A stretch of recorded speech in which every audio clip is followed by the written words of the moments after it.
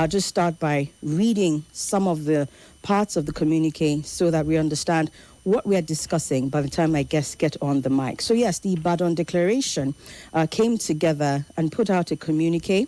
A few things were mentioned. They talked about the fact that there are onslaughts and maneuverings by the ruling party to impose President Bola Ahmed Tinubu as the sole presidential candidate in 2027. And so they said, we will field candidates and contest the 2027 presidential and other elections as well. But as for the presidency, the agreement is to agree on one particular candidate, right? They're going to field one presidential candidate for 2027 elections. They said, which shall be agreed and supported by all participating opposition parties to, in their words, rescue our nation from her long-suffering masses. Now, I remember last week, Thursday, we had a conversation about the terminology masses, for those of you who listen in on the Citizens' Mandate, but it's in use here. We can discuss that later. The communique further raised concerns about the leadership of the Independent National Electoral Commission, INEC, calling for the removal of its chairman over alleged bias. The party said his continued stay in office could undermine the confidence in the electoral process, although INEC has not yet responded to the allegation.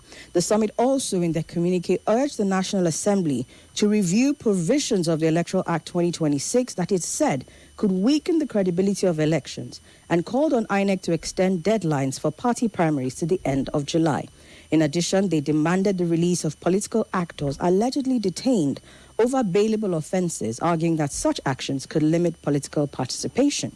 And then they commended Nigerians for what they described as resilience in the face of economic and political challenges, and expressed appreciation to Oyo State Governor Seyi Makinde for hosting the summit. Now, I want to, first of all, before we get into all those, probing questions, get all your thoughts as to this summit. What did it speak to you when you saw that this happened? I will start with the lady in the house. Honorable Adidi, let's hear from you, please. Well, I understand the need for a strong opposition, because if we say that we are a democracy, there always needs to be options for the public to decide on their leadership. So I understand how or why this whole issue of the Ibadan Declaration came up. However, I just feel like it's already dead on arrival. Why? ADC cannot even agree amongst themselves. PDP also has the same issue. Labour Party, their structure is quite weak. So I don't see how this, marriage of convenience will even get anywhere in the first place. If they can't agree amongst themselves, how will they now agree amongst others? I see. Let's hear from Brian. Well, I think it's an effort in futility, but for different reasons. I personally don't believe in the ADC coalition. I don't believe in any of the candidates there, including Governor Peter Obi. But we'll get into that later. Now, this does not mean that I'm in support of the ruling party. Sure, I'm not in support of that party. But as I said, as the meeting progresses, I'll talk more about that. Okay. First words from you, Ose, on this. Well, I saw them. I was like, they're back again at it. Ticket shoppers. Looking forward to get presidential tickets. Like I said, I always call them ticket shoppers. The season has come again, going from political parties, trying to get a platform where they can sell a candidate or something. But if you're going to start a process and you're not going to even try to be democratic about it, and you say you're trying to come and practice democracy for Nigeria, you're already trying to impose one candidate on all political parties, you are trying to jettison everybody that had an ambition before on those platforms to take one candidate, and you are now using the mantra of you're trying to rescue the masses from who? We wanted to be rescued from you guys that are gathering together now to say, I come to rescue us. We don't want to be rescued by you guys. We want to be rescued from you guys. So if you are going to enter a coalition and tell every other person to step down the ambition because you want a unified candidate which is anti-democratic, it already speaks volumes about the people involved in that kind of coalition. Okay, I need you to provide a little more clarity. When you say that having one candidate, a coalition, sort of an agreement between the parties, amongst the parties, to have one candidate. How is that undemocratic? It's undemocratic which means they are going to talk to other people that are aspiring. These are different political platforms we're talking about. There are people that want those platforms to aspire for presidency or whatever offices they are seeking this unified candidate for. So if you are telling everybody across board, because that's the same issues the last presidential candidate from ADC, I think Dumebi Kachiku, is having with the party. Probably he wanted to still contest on that same platform for the presidency. But now people just came inside, hijacked everybody to shelve their ambitions, whatever purposes or whatever reasons that serves their interest. So what I'm trying to say here is, if political parties are coming together to say we are going to adopt one candidate, that is undemocratic. They should throw it out there. Like my people will say, if it's sure for you, who go to the primary election. Why are you scared of primaries? Go to the primary election and let the most popular candidate win from your own democratic processes. That's my thoughts on it. Interesting. Well, the undemocratic bit, I don't know. By rights, parties are allowed to have a coalition.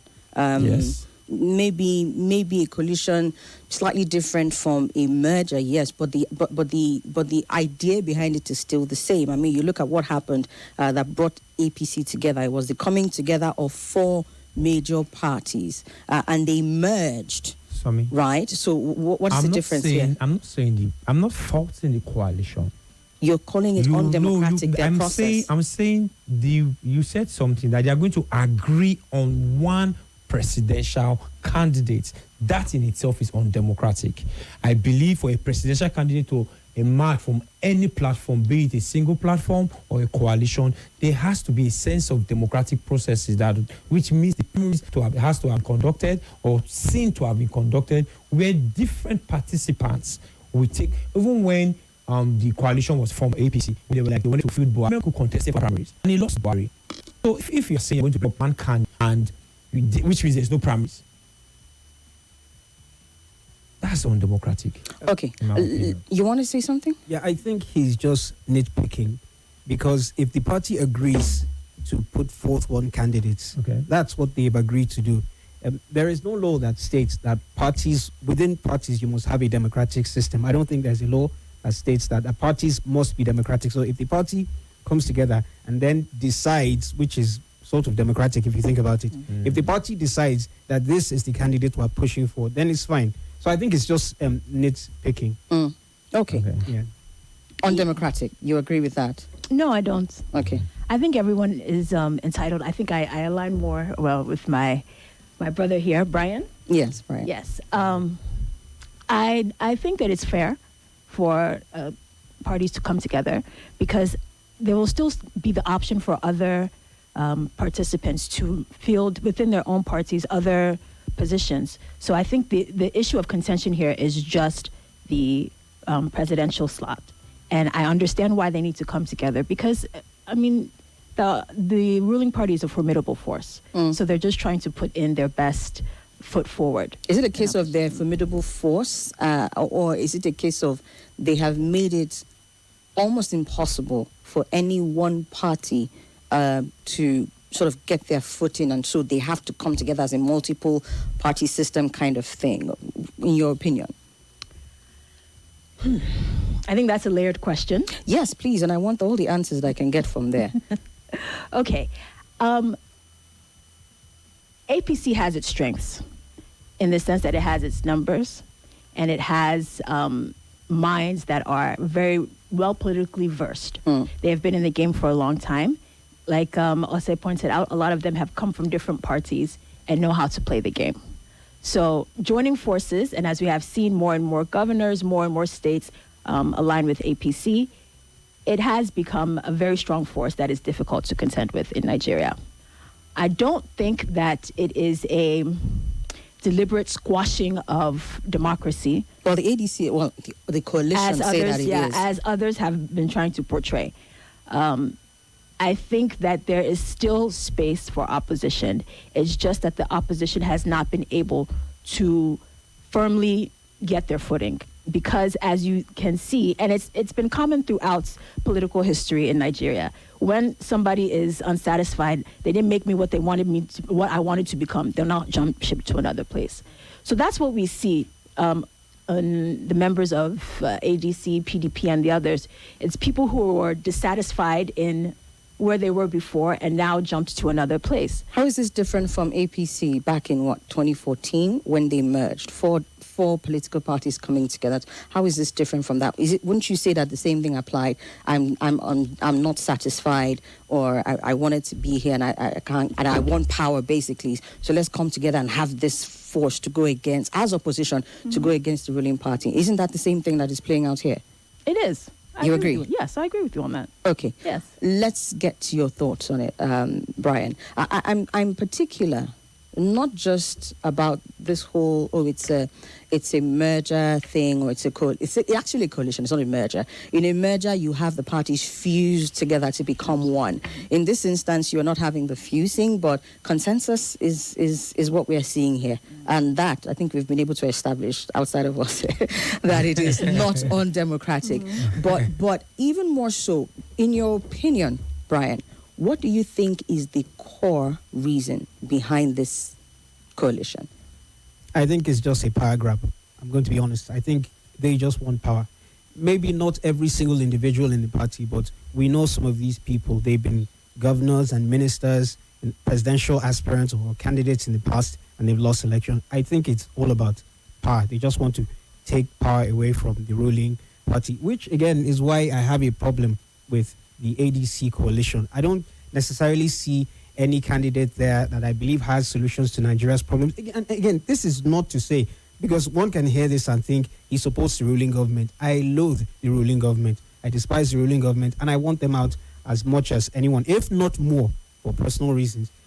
But the ADC does not have what it takes to, I don't care whether or not they can knock out the ruling party. I kind of hope they do, because the ruling party is literally the worst thing that has happened to this country, in my opinion.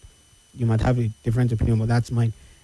But that I want them gone. But I don't think if the ADC wins, they would do much better. And this, again, I hope segues us into the economics of the whole thing, but then we'll get to that in a bit. Yeah. But I also want you to understand that we're not just talking about the ADC here. We're talking about the entirety of these parties, right? So it's PDP, it's ADC, it's Labour Party, it's PRP, and Accord, if I'm not mistaken. Again, we will get to the elements that are saying, of these parties that I've mentioned, that are saying we were not a part of that. But let's start with Saturday, first off, yeah? So you may not think much of ADC on its own, but don't you see the potential in a coalition coming together to, give this government a run for their money? So it's again, back to what I said. What are they coming to do? Why are you coming to chase out the ruling party? I don't want to name any names, but we know these. I can name Governor Peter Obi because he sort of has a good reputation, But all the other people in the other parts of the coalition, these are people, as I've said, that have served Nigeria, quote unquote, served Nigeria before. They didn't have anything to offer. Why would we think all of a sudden? I mean, it's something that you hear on the streets, the markets, in schools, in church, everywhere. People talk about it. How these men and women, if there are any women, plundered the country. They've been plundering this country for decades. So I don't get what they are coming together. You might say that for some of the bigger parties within the coalition, but you can't say that for everybody in the coalition. I mean, what do you know about the people in Accord Party? Let's not pretend like Accord Party or PRP has a say. Like, let's be real here. This is just between the PDP, I'm not pretending, but I'll put my foot down and say they do indeed have a say, because if you say that all those other smaller parties in court don't have a say, then any other party that a Nigerian chooses to go with and vote for in the ballot doesn't have a say, because they are not a big party. So this is not pretense. I believe that if they are thinking along the right trajectory, who says somebody from Accord Party can't emerge as the consensus candidate? So it do you depends also think I'm pretending? So it depends on who emerges from Accord Party, right? So if it's let's say Governor Peter Obi now, if he's the most likely candidate to emerge, right? If they follow a democratic process, most likely. So that brings him to my other fact. If they follow a democratic process, so you can see him acceding to what I just said. That what if they don't? No. If they don't He follow didn't a accede. democratic process, He didn't see you've already called the process that is going to the bring this existing unified one candidate undemocratic. We've established at least the majority. No, this was what you said. You said agree on one presidential candidate. That's part of the. Is a consensus. That's it doesn't mean that they are not going to do the whole what do they call it? It doesn't mean they're not going to do it, but there is an agreement. Hello, I say let's talk for real. Go ahead. Discussions within the APC right now, it may not be official, but discussions within the APC are leaning towards a consensus, bringing up Bola Ahmed Tinubu APC as their candidate. No, hold on. I'm coming. This is what I'm saying. There are discussions leading to that. Yeah. Until it gets to the point where there is a primary and we see him emerge, we naturally would assume that would happen. And so at this point, we cannot call the conversations that are leaning towards Bola Ahmed Tinubu coming up as a consensus candidate undemocratic. Can you? No, I'm going somewhere. I'm also going somewhere. Okay. I'm just answering my question. Can you? It can't be undemocratic. Let me tell you why. All right. Because it's happening within the confines of a political party, where the people within the political party have chosen this route. We are talking of a coalition, not a political party. We're talking about, it's not a merger like you rightly pointed out. We're talking about 5 political parties that each have factions and divisions within their ranks. Well, you haven't let them get to the point where they will conduct their primaries before you deem their process is already null and void. They just came out and brought out a communique. Yes. Shortly after, Labour Party said they were not a part of that Ibadan something. There's a faction of PDP, the Wiki-led faction, that said they were not a party to it. So you can see that it's already giving the democratic vibe. You are going there as a party. Okay. Right? You are going there to represent your party in a coalition. And there's a legitimate faction of your party saying they are not a part of that, which means you are just forcing them into that marriage. And you've already agreed that you will take one candidate. Who's that? And there's a faction that is saying, no, we're not part of that conversation. Anybody want to respond to that? Process? So I think consensus in and of itself is not an undemocratic process, because people have to sit down. For a consensus to be reached, people have to sit down and everybody's voices have to be taken into account. And that is a definition of democracy. So I don't see the issue with several parties coming together to come up with one presidential ticket. Okay. Right.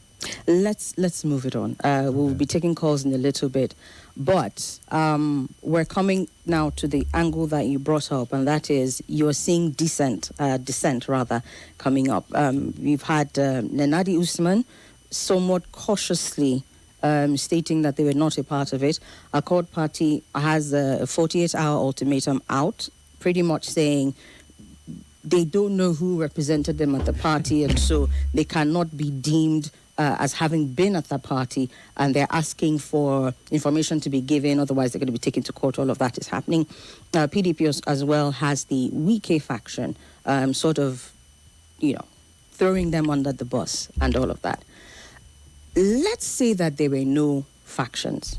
Let's say that all of this was not playing out afterwards, because some people will say, oh, this is the reason why we say APC's hand is in it. They've already said APC is the reason why you're having factions left, right, and center.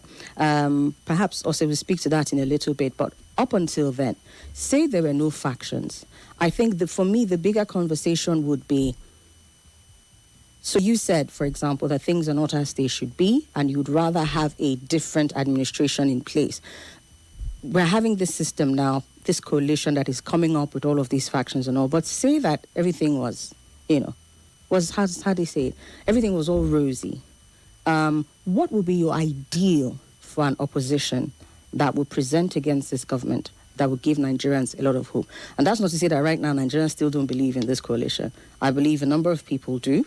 But what would be your ideal in terms of what opposition that should go up against this, as you say, formidable government should look like? I'll start with you. Well, I think any opposition, number one, has to have a unified front.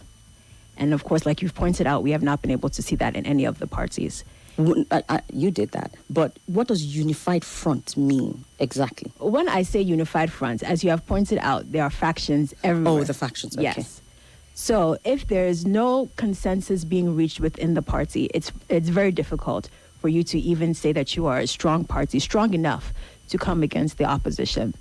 Also, the one of the major arguments, I think, against APC today is that, they have made the economy worse off. They have, impoverished Nigerians since they have come into power and things of that nature. However, even looking at the actors in the other political parties, they have all been in government for decades as well. So basically, opposition should not... They shouldn't try... That has been in government before. Exactly. So they shouldn't try and position themselves as the saviors of Nigeria, because truly they're all the same. Are they really? Are they really and truly? You've had someone who's presented in opposition before, who is now in leadership and is not living up to the expectation of Nigerians. What's to say that one or two things may not have happened in the course of when he was in opposition and now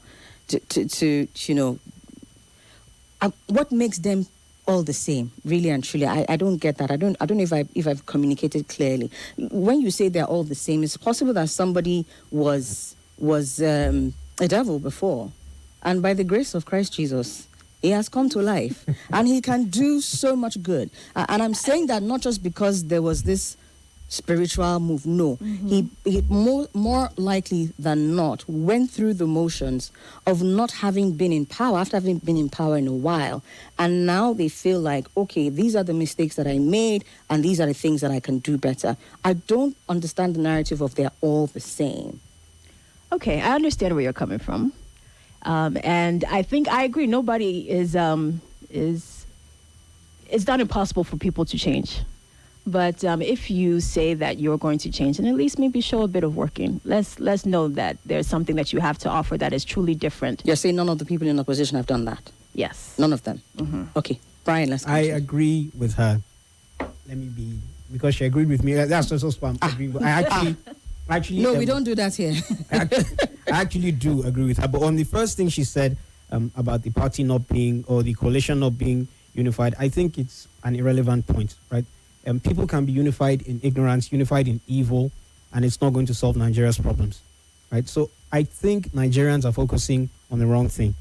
What Nigerians should look for is a coalition or a leader, it doesn't matter where this person or group comes from, that is able to solve Nigeria's problems. How do they show that if they have not been in leadership before? Going back to the point that you made. So so back to what she said. Yes. They're all the same, right? The APC government complained about the PDP government before them. They came and then they did worse. And then some of the people, as I've already said, some of the people who are in the coalition are people who have served in the APC government before, or so the ideally, PDP government.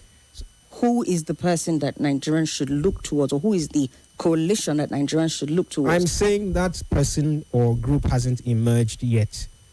Now, this is not a black pill. I'm not saying all hope is lost, people shouldn't vote. I'm appealing to Nigerians to, how do I say this? Let me make it easier. Let me make it easier for you. The question was, what should the ideal opposition look like? We've bashed them, or some people on this panel have bashed them because you consider their processes undemocratic. Some have bashed them because you say they've been in leadership before. Some have bashed them because they say they have nothing to offer. So how would the Nigerian know when they see a coalition that has something to offer to Nigerians? What is the thing that they would bring that would be okay? Or would be the ideal thing for Nigerians to work with? Sound economic policy. I would stand on that. Sound economic policy is what would separate one group from another. People tend to ignore this, but some of the things President Tinubu has done that has wrecked this economy are things that Governor Peter Obi wrote in his manifesto. I've said this on one of your shows before, that in 2023, shortly before the elections, I made a recording, an hour 54 minutes long, analyzing Governor Peter Obi's manifesto and explaining how, in detail, how what he planned was going to fail. And President Tinubu implemented some of those things. By the way, President Tinubu's manifesto was worse, right? But he implemented, he implemented some of those things, and then the country has almost completely fallen apart. So and I've not heard Governor Peter Obi, I've seen people call him out on Twitter, people call him out and say, you said you were going to do this. President Tinubu has done it. Things are falling apart. What do you do? I've not heard him offer a statement, okay, this is where I was wrong. This is where President Tinubu got it wrong. It's the same old rhetoric. They are corrupt. They aren't doing, no, that's not all. I mean, there may be some corruption, but I don't think, I'm convinced that that's not the problem. It's bad policy. Bad policy breeds corruption. Bad policy breeds the economic stagnation and suffering that we see all over the country. So if we don't have a coalition of people who know actual sound economics that works, it's a waste of time. Ose, let me come to you on this. Bad economic policy, I'm sure you will argue otherwise. I know that you will argue otherwise. But just stacking anybody up against this current administration, is there anybody that you think will give this administration a run for their money? And what will they bring that will do that? From the current crop of politicians that Forget about the current crop of coalition. We've moved past the coalition at this time. We're saying what would be the ideal thing? What would it look like? Because I'm sure you would argue in favor of, he's talked about bad economic policy, you would throw that away. Yeah. But you know that all is not perfect in this administration. There's the macro and the micro effects of policies, right? Yeah. So if we are seeing the macro effects of the macroeconomics, it's something that we know is working. But I mean, I don't think I'll take your words over that of IMF. You're not. You understand what I'm trying to say? So if people have said, they understand that the macroeconomics in the country is working, they understand investors are coming in, they understand on that level the dollar sustainability and everything is working, the removal of subsidy and everything is actually stimulating growth in the economy on the macro scale. But the micro scale that the end users, the citizens feel, we've not started seeing the effects yet on that level. I can agree to that. But saying that the economic policies are hubris, no, that's you not really understand. I mean, we've got a development economist, and though she might be your person, but I would like to hear from her as a development economist. Mm-hmm. Yes. So one thing I always advocate for is evidence-based policymaking. Yes. And the policies that we have seen with this administration, while some of them have, been quite effective, as Ose pointed out, on the macro level, on the micro level, it has been to the detriment of the people. We see that costs kind of have shifted from the government to the people. And this should have been buttressed in a way by the government. One, through communication, and two, through social welfare interventions. So when I say communication, the Nigerian government has this tendency to not speak plainly to its citizens.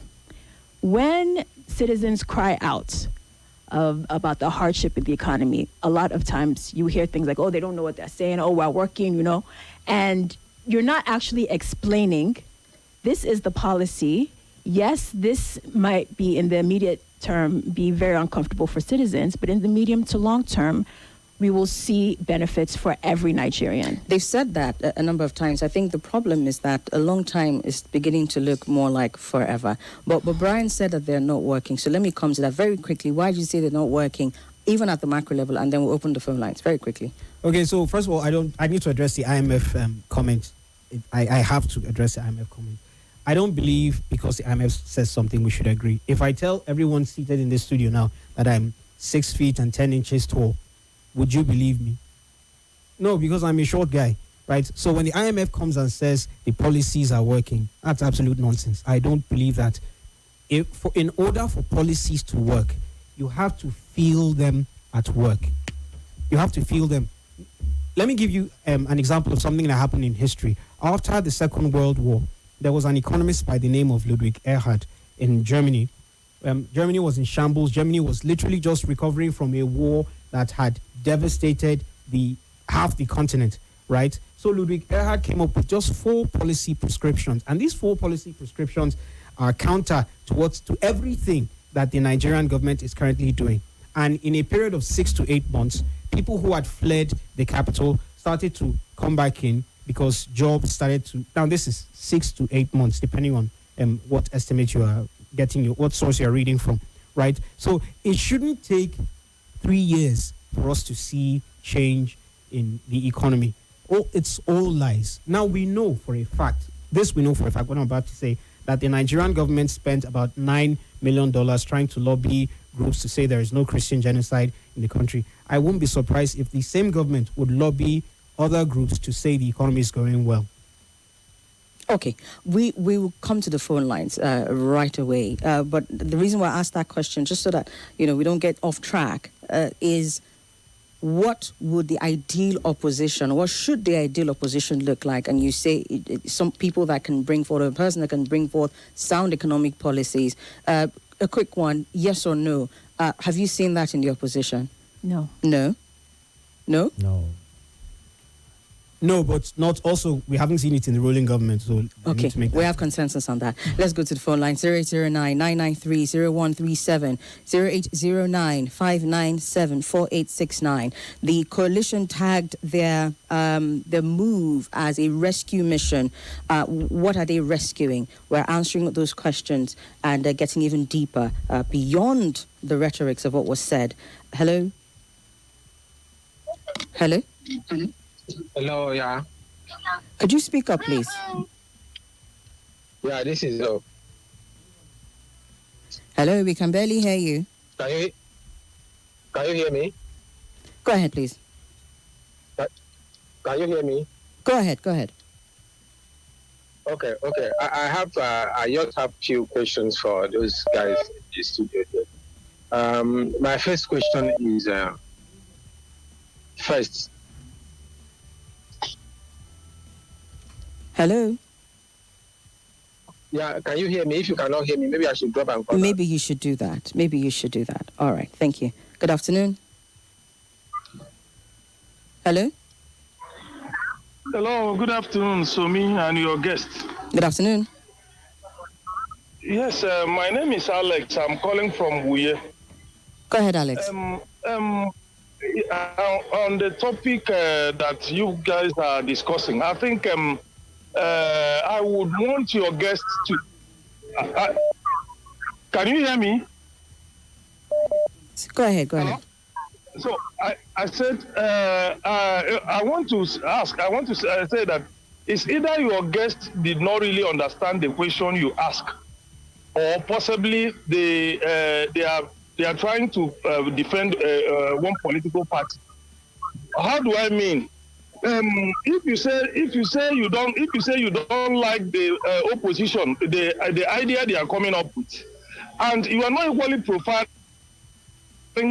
solution to that, you're not bringing any solution to how we are going to make sure that we bring in the real people or people that will do what you are looking for. It will not sound like Showore, who is he doesn't like the government, he doesn't like the opposition. And what he's doing is equally what he's the chairman, he's the presidential candidate. So what I'm saying in that sense is that the people in the studio, because I believe they have almost the same view of what is going to happen, or that is on this the way the oppositions are going.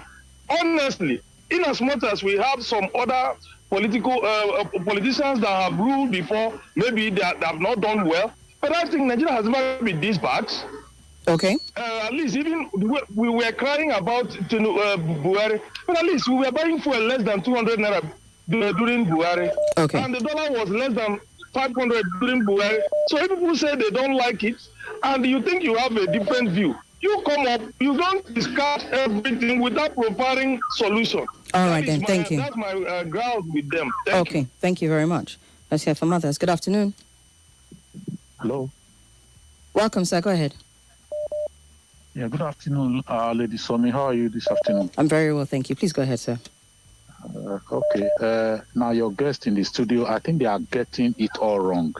You know, one, I see them as youngsters that have not really known the nitty-gritty of how countries, politics evolves.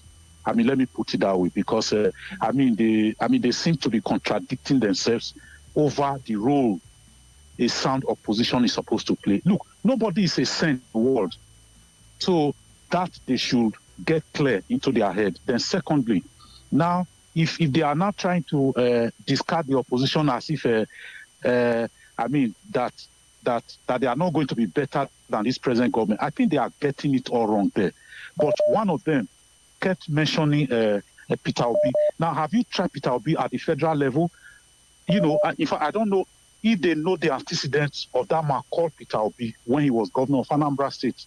That man is supposed to be a role model in today's politics, because of all the political actors in Nigeria today, one man stands out tall above each and every one of them. All right. Look, I think the better we Nigerians begin to rally around that man, because it is only that man that It's not campaign period, sir. It's not campaign period.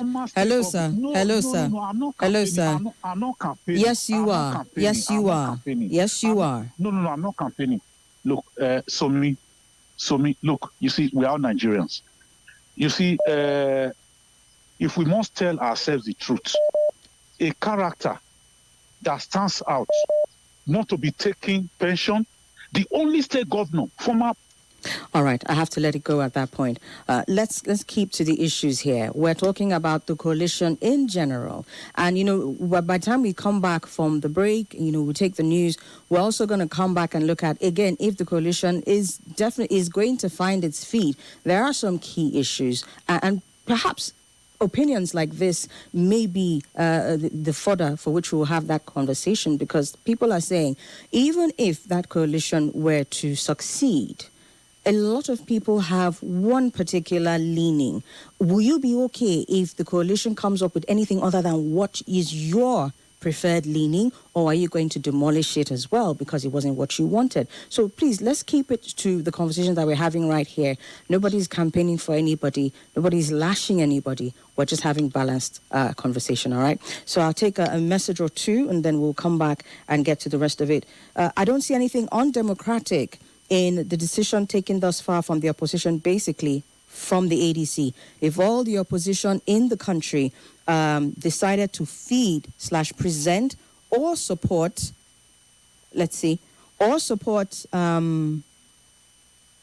a popular candidate, that will enable them to defeat the ruling party. There's absolutely nothing wrong with that. In politics, there is always room for consensus. So for me, what matters now is the ability of the opposition to ensure they present a formidable and popular candidate that will give the president a run for his money. Thank you. We've also got Mazi Ouchman Siangene. God, I hope I got that right. Was it not the same coalition that brought in Muhammadu Buhari, Bola Tinubu, and the APC government we have today? This person is saying the same President Tinubu and his allies orchestrated all manner of insults and propaganda to unseat the former president in their quest for power. Now that they hold the reins of government, Nigerians, nothing is fun. The nation is at a standstill, he says. We need to take that break. The news is coming up at the top of the hour. When we come back, more angles to this conversation, and then more from you as well. Stay with us.